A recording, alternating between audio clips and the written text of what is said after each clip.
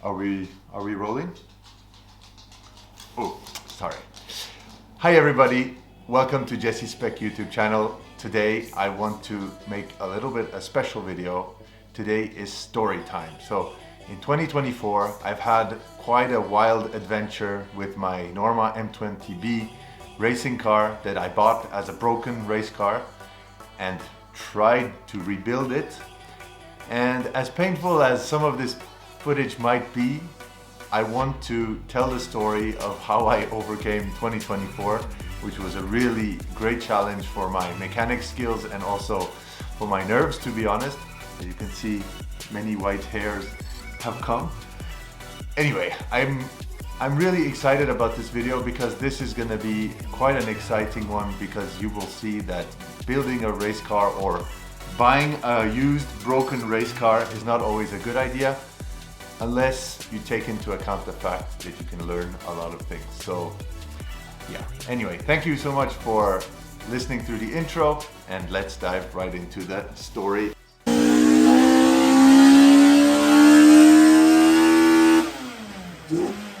Okay, let's dive right into it. I have some notes because this is going to be a pretty long video and there are a lot of interesting details that I will show you with all kinds of footage that I have taken along the way. So let's dive right into it.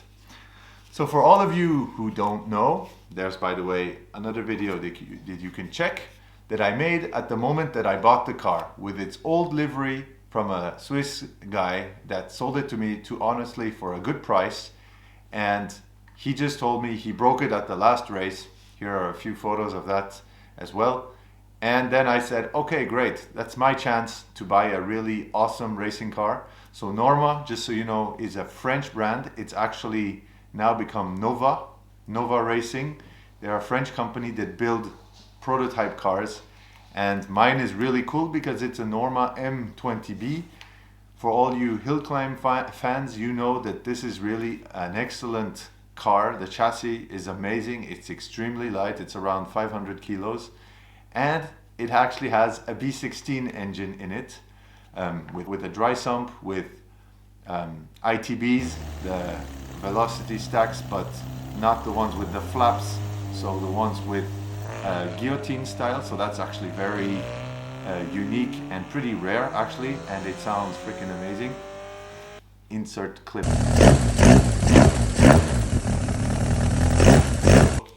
Anyhow, so I bought this car in summer of 2023, so that's already 2 years ago, and it had a broken engine. So what happened was, during one of his hill climb races, so this is a licensed racing driver that does the Swiss championship. He, in one race, as far as he told me, was driving up full power and then the engine just exploded. To be honest, without wanting to critique him or anything, but there must have been some other signs. It didn't just blow up for no reason. There must have been some little issues or something, because the damage was pretty severe. So what happened was, I had a huge hole in the block, which means that a rod basically snapped and went through the block, making basically the engine completely useless, and except the head. So I wanted to reuse the head because I will show you some photos of it. It had some wizardry going on where it was like sort of handmade and welded closed, and it looked really funky. So I thought, wow, that must be some old school racing know-how, and it would be a shame not to reuse that block. Now, for you guys who are going to watch the whole video, here's a little key points that you have to keep in mind when watching the rest of the video. Is I noticed some marks on the head, and with my knowledge back then, I thought it was just a little bit of surface damage. I tried to polish it out a little bit, make it less strong, and I thought I would go with like that. But that is a severe mistake. So here's the first tip to all you guys. Do not try to take shortcuts. When you see something a little bit sketchy, go to the end of the things and actually check what's going on. So, as you can also see in some other photos that I'm going to show you here, there are actually the rod actually went through the Drysump system down there, so this really rendered the thing absolutely useless, so I had to get it welded closed and everything. So little shout out to the guy who sold me the car. Thank you, because he played it fair. He said if there's a problem with the Drysump system, I'll give you an extra discount off the price. So he did that, and anyway, that was some extra work for me, but I managed to fix it in the end anyway. Chapter 2. Why won't it start? So after a couple of months of work on the car, on the engine, I actually managed to rebuild it completely. So a few interesting aspects to it is I decided to get a new complete engine from a guy who sells used engines. There were a few things missing on it. I was a bit pissed off about that, but anyway, found a way how to make it work in any case. And so I was a bit lazy, and as I mentioned in the previous chapter, I decided to reuse the head, the cams, the adjuster pulleys and everything, because this engine has actually a VTEC delete system. So VTEC is deleted on it, and it really has aggressive cams. So I thought, wow, that seems like a pretty well thought out system. I'm gonna just retain everything, and for me the real damage was really the block. So I changed the block, got it machined by my friend Remo at BF Motors. He actually helped me to rebuild it and gave me good advice. So big shout out also to one of my sponsors, I want to say, that supported me in rebuilding this engine, which is none other than the legendary racing brand Toda Racing in Japan.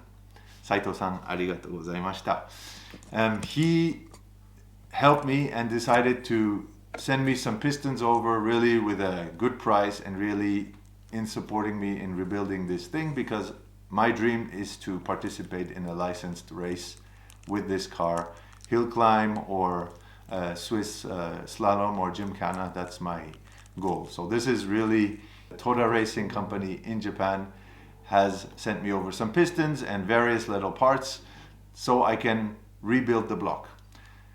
Of course, along the way I realized that when rebuilding the block, it wasn't that easy, because turns out the other block wasn't just a normal B16 engine. It was actually modified with hoses that were screwed in.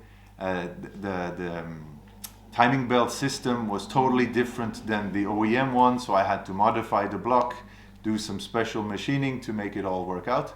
But in the end, I used my Toda pistons, got it machined at BF Motors in Aclon, and I also got some forged rods and just all the ARP bolts and what was it again? ACL rod bearings and crank bearings.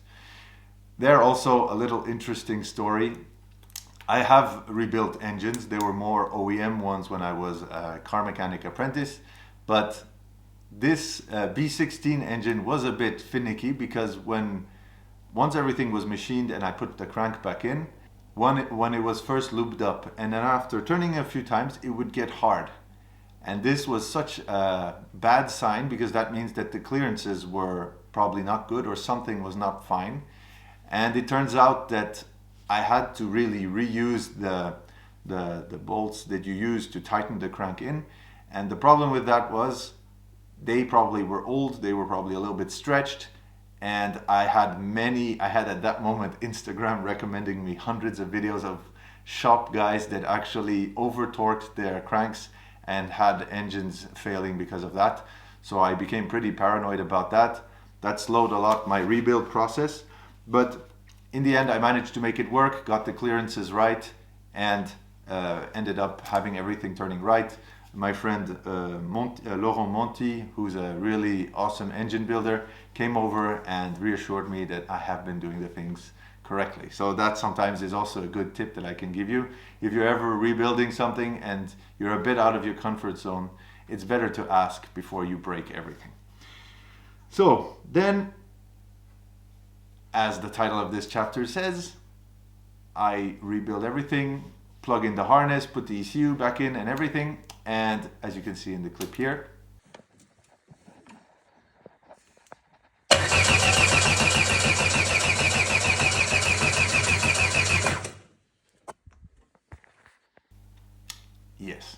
engine does not start. And I had one of my friends, Didier, who's also the president of Hanshin Racing, came over. He's a diagnostics expert, and we did all kinds of, we spent like 2 hours trying to figure out what the heck is going on, because we had some weird backfire going out of the intake, and it wasn't going out through the exhaust, and very weird things. It sounded really like the camshaft timing was off. And then, after hours of searching, we realized one thing. First of all, the motor, as crazy as this sounds, does not turn in the regular side of rotation. So it turns in the opposite way that Honda made it, actually. And you may ask, why? Simply because this was a car that initially came with a K20, where the engine turns in the opposite direction, and the gearbox was made to work with that. So that means that if we would use the B16 regular rotating side, we would have 6 backward gears and only 1 forward gear, which would be very annoying, let's say that like that.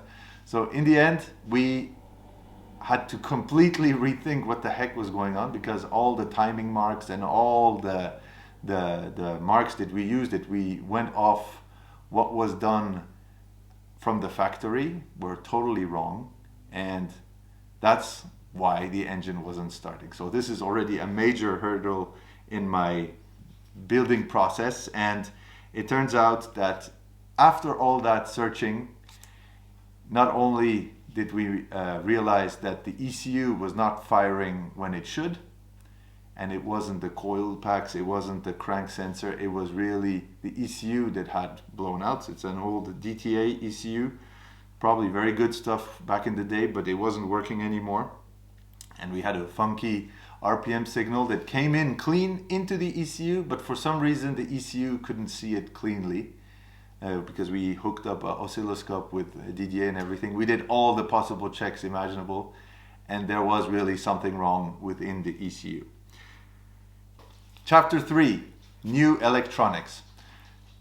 So of course, once you realize the engine doesn't rotate in the right direction, and you have no idea what cams are installed, and you don't know what the specs are, etc., etc., it makes it, to be honest, nearly impossible to start the engine. So I could figure out, not the previous owner, the guy who he had absolutely no clue what had been done with the engine, he just raced it.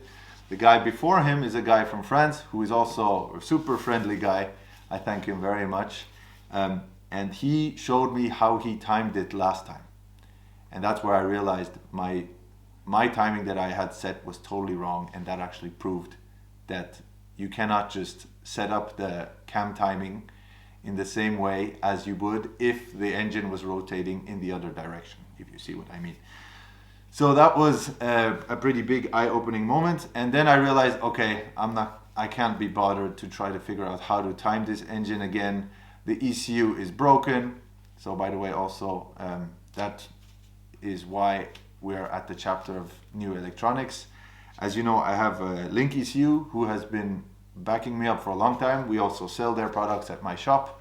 And this was the chance for me to hone my wiring skills. And I decided to adapt a Monsoon ECU.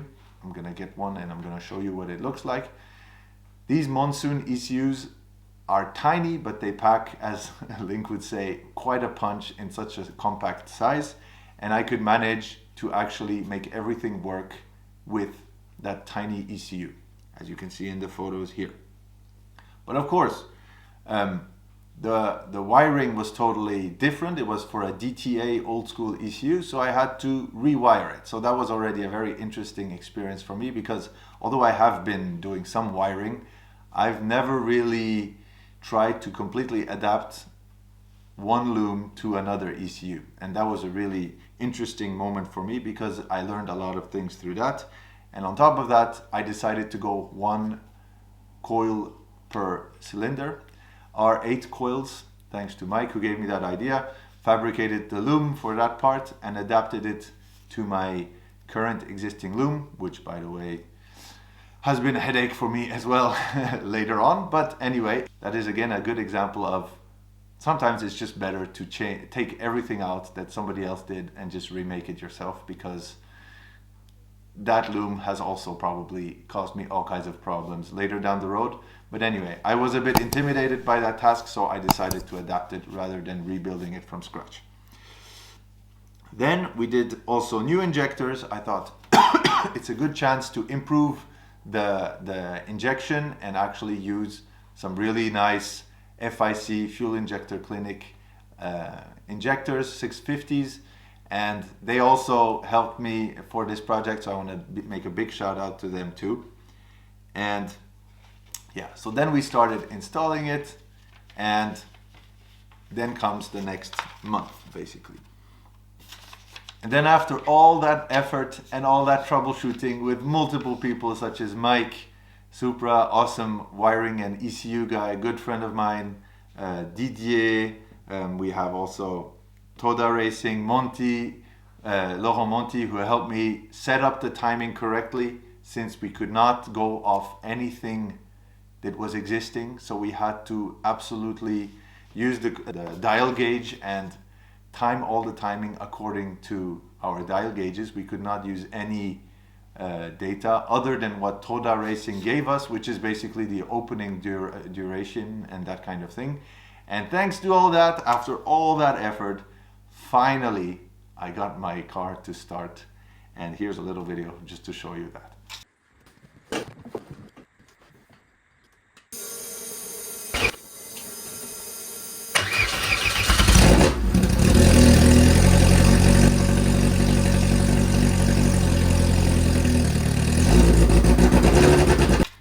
So now we're at chapter 3.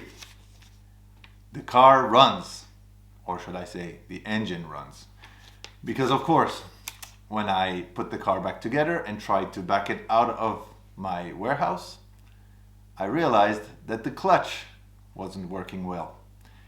And it did move the car slightly, but the pedal didn't feel right, and actually it was getting worse and worse, and actually I had a leak coming out. Turns out this, I was hoping, was going to be a small chapter, turned out into a whole month of work, because turns out, in order to put the V16 in this car and make that Sadev transmission sequential gearbox work with it, the previous owner, or the previous owner, cut the output shaft and made it to a different length to make it work. So what happened was, since the previous owner and his racing was doing launch control and all kinds of things, and the shaft is this long, it would move inside the bell housing, and it just messed up a 600 franc or $600 expensive AP Racing release bearing that, of course, I had to buy as well. So another amazing surprise, and again had to wait. Thank God the company that I ordered it from, they had it in stock. They gave me a good price as well, so I could fix that rather quickly. But the problem is, when that kind of thing happens, that means that there is something that has not been well designed. And so I realized that probably when putting the gearbox in, there was too much effort because the shaft was not the quite right length, and there's a pilot bearing there that was 10 millimeters thick. And anyway, I'm shortening the whole problem just to give you a quick explanation, but in the end it turns out the pilot bearing was 10 mil, and according to calculations we should have had only an 8 mil thick one. So putting a slimmer bearing in would allow the transmission to go in smoother, and it would not make it flex like this. And yes, that took 1 month to figure out as well. And on top of that, came end of April, turns out my starter motor died as well, because I was trying to start the car so much.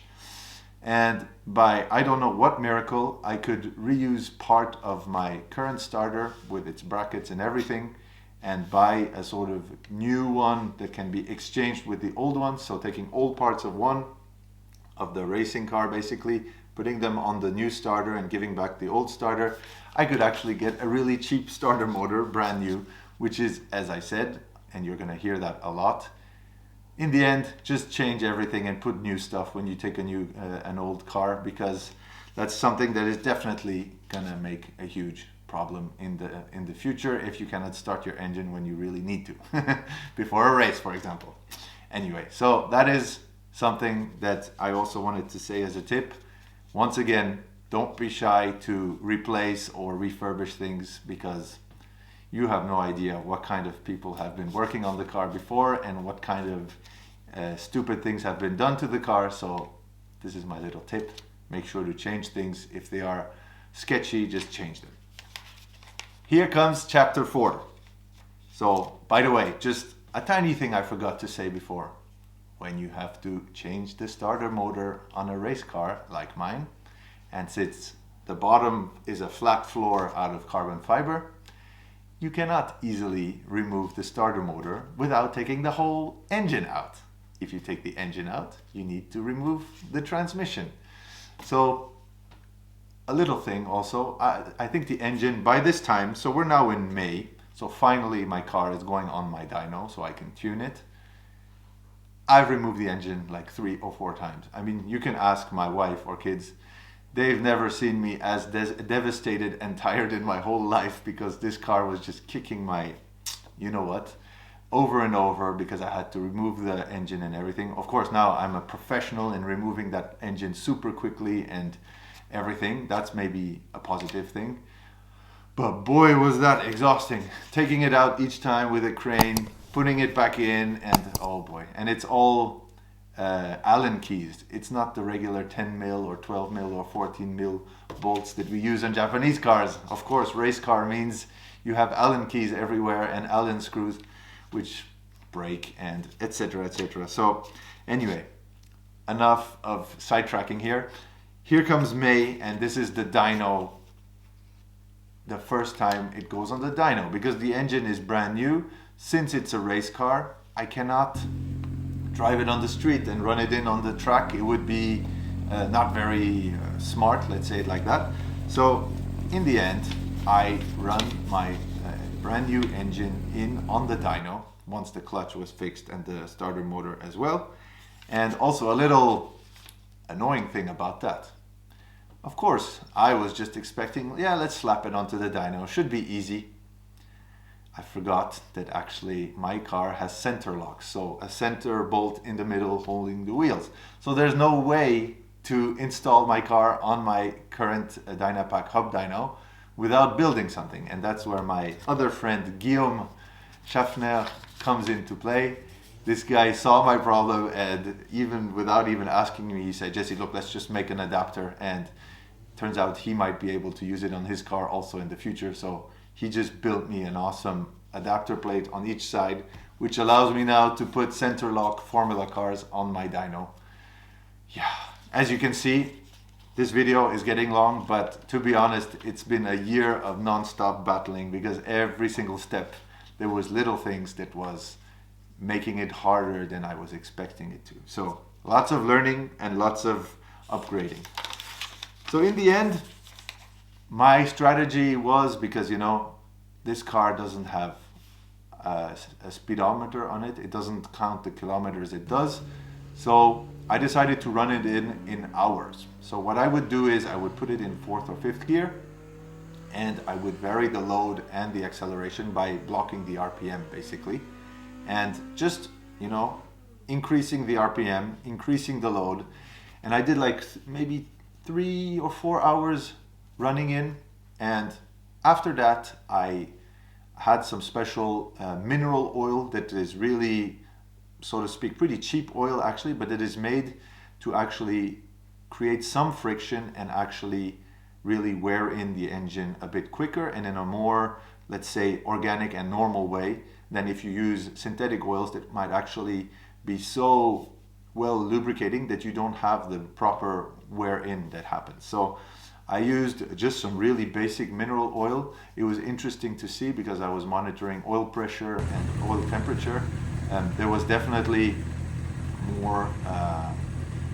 more heat than I would expect because of the choice of the oil. But that is great because I could monitor that and I got the running in. And now that the engine has been run in, the awesome thing is, that's the race car beauty, is you can actually remove one hose and just turn the car with the starter motor. Since it's a Drysump, it will pump all the oil out. So all the run-in oil came out. I removed the oil filter as well. Everything while the car was still on the dyno, and I could actually see that there were no weird particles or whatsoever in my oil or in my oil filter, my Grady oil filters. I love them. So new filter, new Grady oil, so I'm super excited. I'm using 15W50 Grady racing oil, and boy did I see a difference in temperature. Oil pressure way more stable under lower RPM, so at idle I have at least like 0.3 or 0.4 bar more pressure than I had with regular oil, and up top super stable oil temperatures, very good performance, and I can really feel the car was running way smoother thanks to this new oil.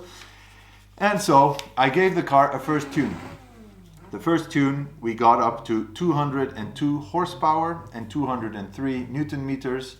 I'll show you the graph here, and that is with an 18% transmission loss. Yeah, it's pretty decent. It's of course more than 100 horsepower per liter. It's still a 1.6 liter, so it's running really well.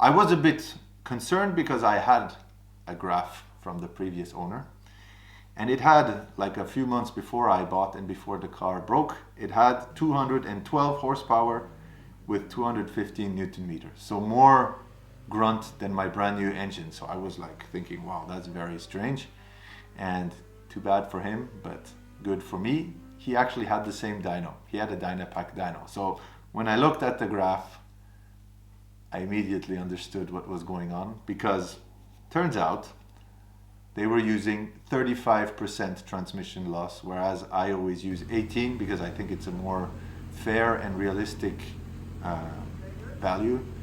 So in the end, if I would use 35% transmission loss, which in my opinion is way too much for a sequential straight cut racing transmission, I'd be at 231 horsepower and even more Newton meters than what they got. So anyway, the engine definitely felt great on the dyno.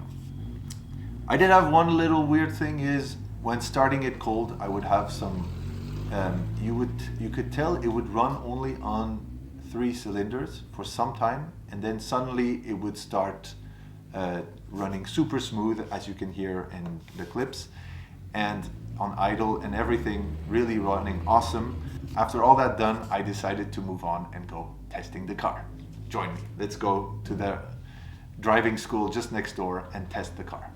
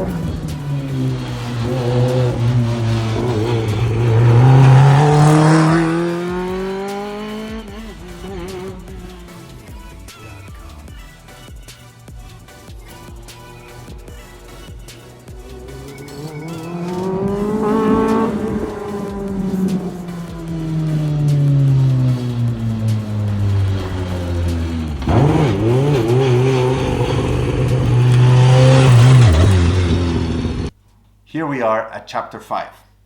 Now that the dyno went well, let's go test the car at the neighboring driving school that is called CFR. They are super cool and very supportive. they are my neighbors, sort of, and they're pretty close. So they said, come on over, test the car over there. And we did that for an hour. The car drove well. As you can see, it was ripping. I was very happy, with the lightweight and that kind of power and torque. It felt amazing. But little note to you guys who will be continuing to watch until the end. As you can see, there have been some moments where the car was misfiring. And after looking at the data logs, nothing suspicious was going on. So I was thinking, it's probably not electric. Anyway, let's check electronics, see if anything is wrong. Everything was fine. So after testing it, we decided to come back home, put it onto the trailer, and on Monday, so the testing that we did at CFR was on Friday, and the next Monday, we immediately booked a track day in Puy, one of our local tracks that we go often. And Leo, my employee, came with me, and we decided to take the day off of work and go together and test the car. And that did not go as we expected. Turns out, after driving 15 minutes with the car, I was really starting to feel ecstatic, because just so you know also, I hadn't set up yet the sequential gearbox cutting. So the downshift blip, I had something mechanical installed where there's a cable that when you downshift, it pulls the accelerator throttle. That was working great, but the upshift cut wasn't working yet. So you have to learn how to drive a sequential gearbox by just lifting the throttle a tiny bit in order to change the gears without the clutch. So that was also an interesting process to do that. Whereas if your setup is well done, you can just keep full throttle and just pull, and it will automatically cut and pass the gear for you. But in any case, after 15 minutes of driving, I'm in the curve, and you're gonna have to believe me because sadly I don't have any footage of that, and that sucks. But on the other hand, that was such a painful moment that, oh boy. So anyway, I was driving in one curve, and then suddenly I hear boom. And that basically was the engine. It was still running. I could still finish my lap and go out of the track and go to my trailer. There was no oil leaking, and it was just running on 3 cylinders, like if I blew a plug or something like that. So I thought, okay, well, maybe something with the ECU tune or my gapping was not good. And after looking at all the plugs, I realized that one of the 4, cylinder 4 to be precise, was stuck. So I could not remove the plug regularly. So then I thought, uh-oh, if it's stuck, and it wasn't before because I changed them just before going to the track day, that means that it probably got bashed by something inside. And yeah, that's when the track day finished. Leo, of course, cheered me up a little bit, and we went home. And when we started removing the plug, we saw it was absolutely smashed. And yes, my brand new engine that was just run in, that was just tuned, that I drove maybe 1 hour and 15 minutes in total, was broken and severely damaged. And I'll show you some of the photos of the carnage here. To be honest, that was a huge bummer. So we're in May, end of May, 28th of May. The season has already started, and I was thinking, okay, if this track day, so I'm a bit of a paranoid guy. Why did I delay everything so much? Because I wanted to race in 2024. That was my main, not the goal of my life, but it was my main objective of 2024, is to enter a race, an official one, with my Norma. So I got the regional Swiss racing license and everything. I did everything. I got all the FIA gear, a new helmet, everything. And I end up breaking my engine in May when the whole season begins. So you can imagine that was, I was beyond, it wasn't anger anymore. It was just, I was obliterated. I was totally destroyed. Like I was like, I cannot take this anymore. I had fought so hard to come to that point, and in the end, that happens, you know. As you can see, this video is long just because I want to show you how much it took effort just to get to the test track and drive it, and then after 15 minutes it breaks. And it definitely did not look tuning related. So now did you get a bit the vibe in what I was? Next chapter. Broken engine. Let's look at the carnage. Anyway, I've overcome a bit that emotional state that I was in at that point. Thank God that I had my friend Laurent, who I told him, sorry man, I can't take this engine anymore apart. Can you open it and look what's broken? You know, I was devastated. And so when he removed the head, we left the block in the car, hoping that maybe we're lucky and whatsoever, but the plug was totally destroyed. And it turns out, look at the carnage, but you can see that one valve was stuck into the head. And after further investigation, it turns out all the seats of cylinder 4, that was the damaged cylinder that I showed you in the beginning of the video, from the funky sorcerer's head, turned out it was the seat, the valve seat that came loose, and that was probably creating my misfire because it was actually letting compression out. By the way, I had compression test the engine before starting it as well. Had great compression on all cylinders, very constant. But probably when getting hot, the seat would seal better, and that's how I would get basically no more misfire when driving normally. But when cold starting it, it would have a bit of a stuttering and turning on not all cylinders because it was losing compression. So as you can see, my brand new block that was machined to suit my wonderful Toda pistons that are totally destroyed now on that cylinder, and guess what? The cylinder bore has been damaged by valve seats and valves. So then was a serious point when I was thinking, so just to set the timing, that was end of May 2024. That was the point where I was thinking, okay, I tried, I lost. I'm gonna sell the car. I'm tired of this. I was thinking, and basically over 48 hours or 1 week, basically, I really did not know what to do. You just had the car in my warehouse with the head off, and I didn't know what to do. I was thinking, should I put back the K20 in it? But the problem, the car was all modified. Everything was modified to work with the B16. So that also was a problem, is I couldn't go back easily. The other problem was I would have to rebuild everything from the B16, redo exactly what I did just a month ago, all over again. And guess what I did? I rebuilt it. And this time, I'm gonna follow my advice that I was trying to give you in the beginning of this video, is thank God I bought a whole complete engine that I only used the block, remember, to rebuild. So of course, went back to BF Motors, got the engine block machined at a bigger size piston. Thanks again Toda Racing for sending me over another oversized piston. So I have only one size left now. But so I re-bored the cylinders. I asked BF Motors to check my crank, make sure it's not destroyed. By the way, what I hadn't done in the beginning and I did now is I got my crank and clutch system balanced at a special company that does that on purpose for race cars and these kind of things. So that was also to avoid unnecessary vibrations. And turns out that finally I decided to rebuild the engine. I did that, and I reused the head, the stock head that I had from the donor engine in the beginning, and I modified it all myself, made all the Toda parts work in it, deleted VTEC, modified everything that needed to be modified.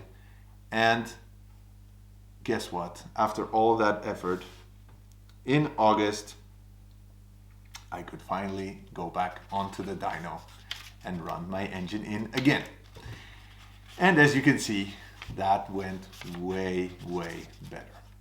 So here we are at chapter 7. Finally, a bit of positivity in all this show of hiccups that I had during the ownership of this wonderful race car. So on the 14th of August, finally I hit the dyno again in order to run my car in. And as you can see, things are going way better. And the car is making similar figures. I think I had 2 or 3 more horsepower than before, so there was some loss due to whatever was not okay previously. And on top of that, I managed to run it in. It went super well. I changed the filter again, did what I did, everything one more time. And after mapping it, Leo, thanks to him, because that's my employee, my sales guy who works with me, who's by the way also an excellent mechanic. He was filming my car when I was accelerating on the dyno. And tell me if you see anything sketchy going on with the throttle bodies when I'm accelerating. Did you see it? There's like a half a centimeter of throttle body that is not opening. And of course, when you're sitting in the car and tuning the car and the TPS says that you're at 100%, so full open throttle, but in reality, you're not, your cable is set wrong and you have only maybe 95% opening in reality, we realize, oh boy, there might be more horsepowers in this engine. So guess what? We got tuning again, and just by doing that, I picked up 10 or 15 horsepower more. So now I was overpassing what the previous owner had with 35%, but only with 18%. So it would be something like, I don't know, 240 horsepower or even more, 250 horsepower with a 1.6 liter engine with 35% loss into the transmission. So that was really an awesome find. And that's really, you know, I'm a kind of a loner guy who likes to do things by myself and tries to make it work. But the fact of having people around that do keep an eye and see what's happening just made me 15 horsepower extra. So big shout out to Leo as well for helping me with that.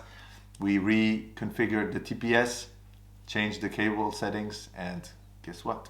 Power came in. So that was really cool.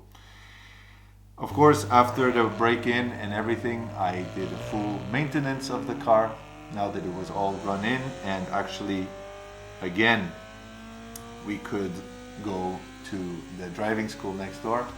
This time was a bit funny because we were both a bit lazy. So it turns out I just pulled my car, since it's literally like 100 meters away. We pulled the car with my truck to the driving school track, and let me show you a few passages of driving it there, and you will probably see there is a difference in performance and how it's going, and I'm getting a feel for the car.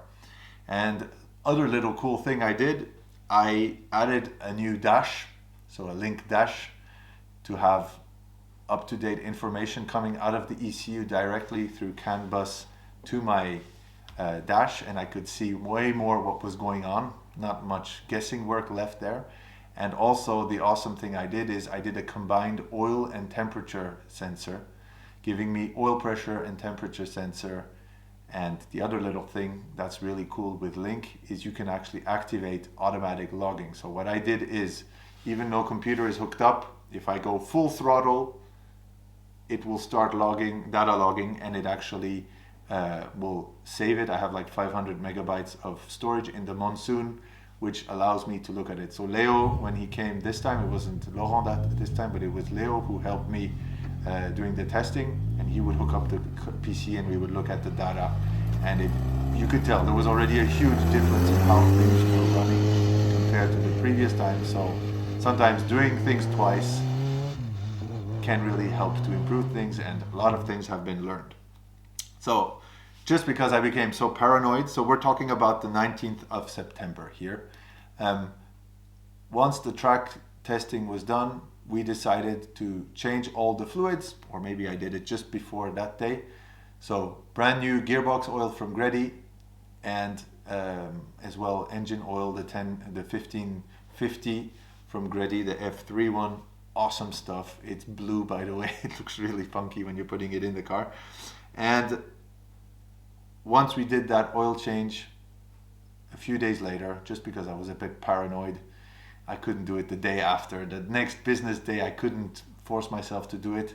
So I decided to go a few days later, and I went back to the track day on the 19th of September. And wow, I bought, by the way, also a brand new Insta360 camera, and let me show you some awesome footage of that test day.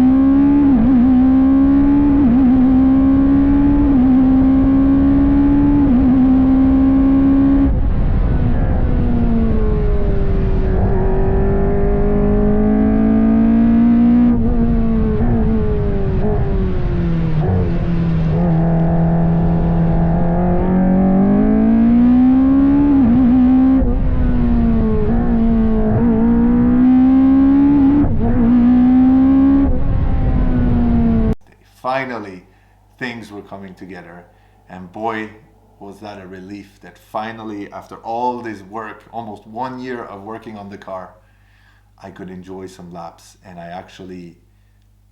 went 55.9 seconds on the track with my GR Yaris with slicks, and within a few laps, I was already a second faster with my Norma on that track, without even knowing how to drive the car properly, without any trail braking, without, really just basic driving. So take a look at the footage here. It looks amazing with this camera, I must say. Tell me what you think. Make sure to like if you like this, and let's watch some of the footage. Let's go.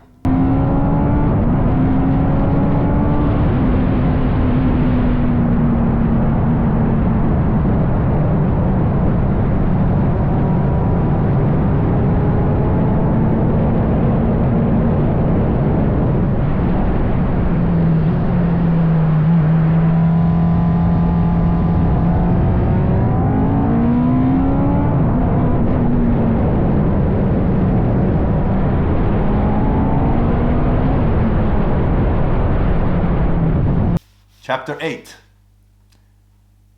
Should I race the car?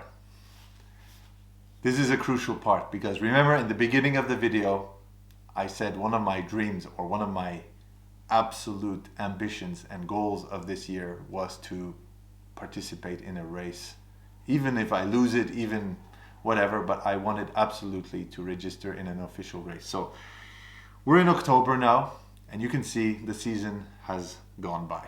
I missed every single race that I could have done, that I planned to do, that even my sponsors had sponsored me to do. And I started feeling huge pressure on thinking, how the heck can I make that right for them? And that's where I decided there was one little tiny race left that looks like a hill climb. I mean, that is a hill climb, but it's a really short one. It's called Le Bas Monsieur, and that is my traditional, one of my favorite races, because it's such a nice vibe there. People are really cool and friendly, and everybody knows each other, but it is an official race on the race calendar in Switzerland. So on the 6th of October, big thank you to Gunso and other friends of mine, including Guillaume Schaffner, Diego, and everybody, all the family. I decided to enter into my first race with that car, and that ended up happening on the 6th of October.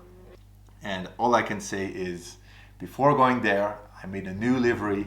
Let me show you some pictures of how it looks now. I have my technical passport that has been done, so everything administrative is done for next year.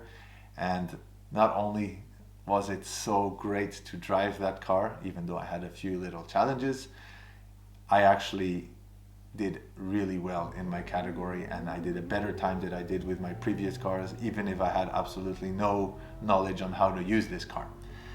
So anyway, this video is getting very long.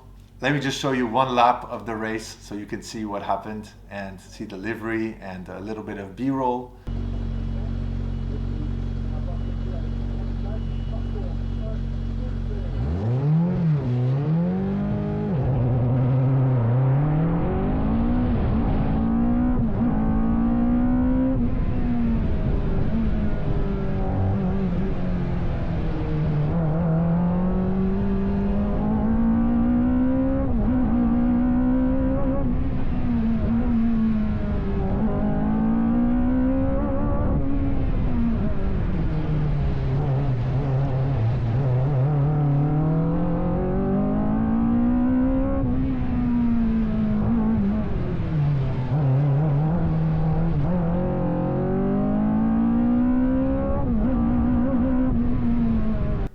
I will be making a video of the race in a bit of a story format, because there have been some surprising things happening also, because the car wasn't flawless. Of course, there were a few little things happening. So in any case, thank you so much for all of you guys who watched until the end. Also, big thank you to all the people who supported me. Guillaume, Diego, Laurent Monti, Toda Racing, Link Ecu.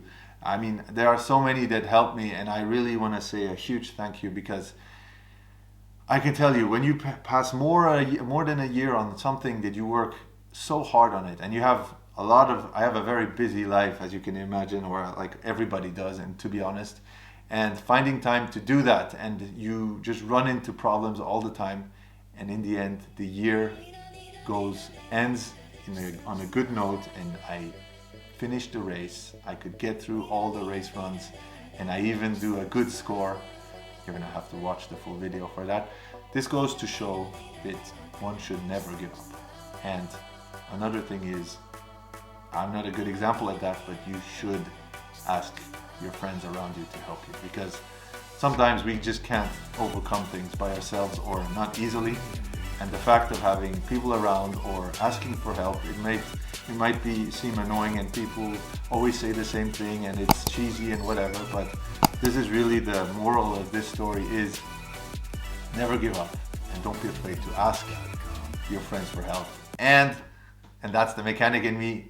Just change everything that's sketchy on your car, because that will save you all the annoying hiccups that I had that ended up making me lose so much time. So in any case, thank you so much for watching. If you like this kind of content, please tell me in the comments, because I like telling stories. I don't know if people like hearing them. So please tell me in the comments what you think. Do you like this kind of content? And look forward to the next video. I'll be trying to get on it a bit more. And I have some footage of the race that I did, which I documented pretty well, and I have an interesting story behind that as well. So if you like this kind of content, make sure to subscribe, like, and I will see you in the next one. Peace.